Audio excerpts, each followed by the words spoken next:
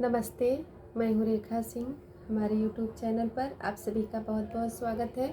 हम आप सबको कजरी का गीत सुनाएंगे।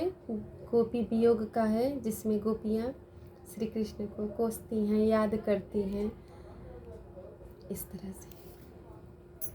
कहिया अइबे श्याम राधा के संवरिया ना, कहिया अइबे श्याम राधा के संवरिया ना।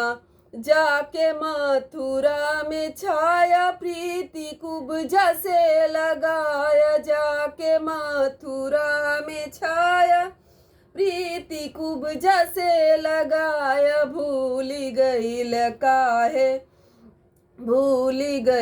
काहे ब्रिज की डगरिया ना।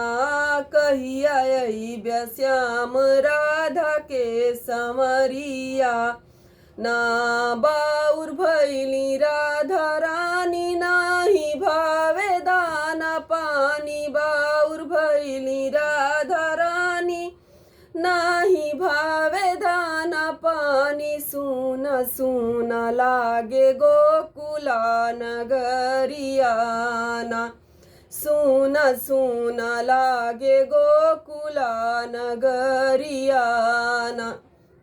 कहिया अइबे श्याम राधा के संवरिया ना। रोमैया सुदा महतारी धोखा कैला है मुरारी, रोमैया सुदा महतारी धोखा कैला है मुरारी। तू जाड़ी गईल फूली फूलवरिया ना। कहिया अइबे श्याम राधा के संवरिया ना।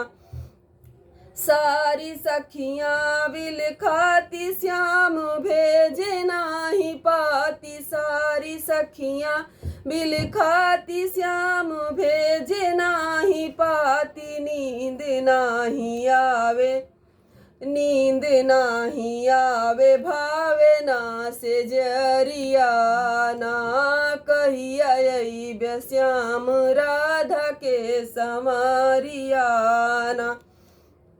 मोरे मनवा के मीत काहे भूली गईल प्रीत, मोरे मनवा के मीत काहे भूली गईल प्रीत। तोहरी नाही भूले तोहरी मोहनी बसूरिया ना, नाही भूले तोहरी मोहनी बसूरिया ना। कहिया अइबे श्याम राधा के संवरिया ना। थारे यशोदा के छलिया दर्श दई दहे कन्हैया, तुम हो यशोदा के छलिया दर्श दई दहे कन्हैया। आर यश पे कैद रेखा सिंह पे कैद दया की नजरिया ना। हो संवरिया ना, हो संवरिया ना। कहिया अइबे श्याम राधा के संवरिया ना। कहिया अइबे श्याम राधा के संवरिया ना।